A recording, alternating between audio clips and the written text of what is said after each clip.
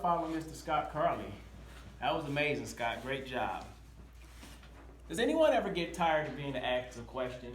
Like, we in business, we all have that one particular question. What do you specialize in? Who's your target market? What's your niche? What's your customer avatar? Does anyone ever get tired of answering those type of questions? Be honest, come on. It's got to be a question that you don't like and you seem to hear it over and over and over again. Two of them particularly come to mind for me. Finishing up my associate's degree, I would often get asked, so what's next, Ethan? Are you going to get your bachelor's degree? Are you going for your master's? What's next? Like, I don't know, I just want to finish with this one first. I ain't thinking about what's next, I'm finishing this associate's now. Talk to people, what do you do for a living? I drive for Lyft and Uber right now, but my mission is to be a professional speaker. Who's your target audience? What's your customer avatar look like? Do you speak to high school students? Do you speak to older generations? Do you speak to prisoners? Who do you speak to? Again, I don't know. I'm not one-dimensional. I speak to everyone. A professional speaker, not only do they get paid for what they do, they are an expert in their craft. Scott Carley just told us an amazing story. He was set up to speak to maybe men, but he was told that there were women. He went back to his room, he crafted his story, and he made his speech work. A professional speaker is one who's not one-dimensional. Yesterday I was driving to a friend's house for dinner, and I had a song playing in the background. Actually, it's a motivational, inspirational song, I guess, that I'm working on. I'm not a singer, but there's this DJ buddy of mine who wants to create these motivational, inspirational videos like you see on YouTube with me sharing my messages. I have a small sample of one that I play in my car. So there's a part in the song where I'm almost yelling, I'm not one-dimensional. I fit in every one of those boxes. I'm not one-dimensional. And my son says, Dad, what is one-dimensional? And I thought to myself, what is one-dimensional? I know what the definition is in my mind. It means I'm not a one-trick pony. It doesn't matter what set you put me in. If you put me in the military set, I'm a military veteran. I'll be able to interact. I'll be able to talk the lingo. I'll be able to understand. If you put me in a setting of being in a rough environment, I'll be able to interact. I'll be comfortable. I'm from Detroit, Michigan.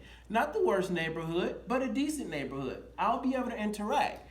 If you put me in a corner with high school dropouts, misfits, degenerates, I'll be able to interact.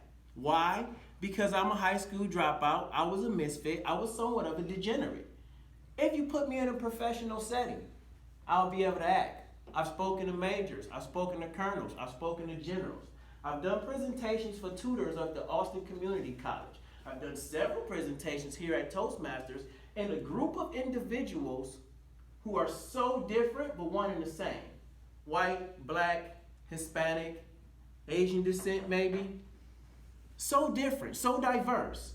How dare I put myself in a box to be one-dimensional? See, boxes come in different dimensions. You get a small box for small things. You get a medium box for medium projects. You get a large box for larger projects. You can't put a human being inside a box. We fit in each and every one of those boxes. You are not one-dimensional. You're a three-part being, mind, body, and spirit. So for someone that asks me, what's your customer avatar look like? Who's your target audience? Anyone with a beating heart? I speak to. Why? Because I am a professional speaker. I don't just speak to millennials. I don't just speak to Gen Xers. I don't just speak to boomers. I speak to the individual standing before me. I speak to their heart. I speak to their mind. I speak to their body. I speak with the gift that was given to me because it comes off naturally. And when you speak like that, when you don't try to sell the product and you sell you, then everybody you speak to is your customer avatar. Everybody you speak to is your customer demographic. You don't put people in boxes. You don't put people in certain genres or certain dimensions. We're not one-dimensional. You fit in every set, every stage, every environment. I fit. I am not one-dimensional. You can't box me in. You can't trap me. You can't lock me. A professional is an expert at his craft. You think about a professional, you think about Denzel Washington. A professional at his craft. You think about John Travolta. You think about a musician. Musicians are professionals at their craft. True musicians are not one-dimensional. A true musician is not one-dimensional. It doesn't matter the set that you put them in. It doesn't matter the tone of the music.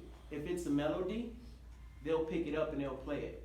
If it's a beating heart, I'll speak to it. If it's a millennial, I'll speak to them. If it's a Gen X, I'll speak to them. If it's a baby boomer, I'll speak to them. If it's a 3-year-old kid, I will get on the floor, I will roll around, and I will speak to them. And I will start then telling them about the greatness that they have and the individual that they should strive to be by sharing themselves with everyone else. Don't allow anyone to lock you into a box. What's your customer avatar look like? Most of you in here are business professionals. What's your niche? What's your genre? Who are you advertising to? Are you selling a product or are you selling a gift? The gift, which is you. I'm not one-dimensional. Thank you.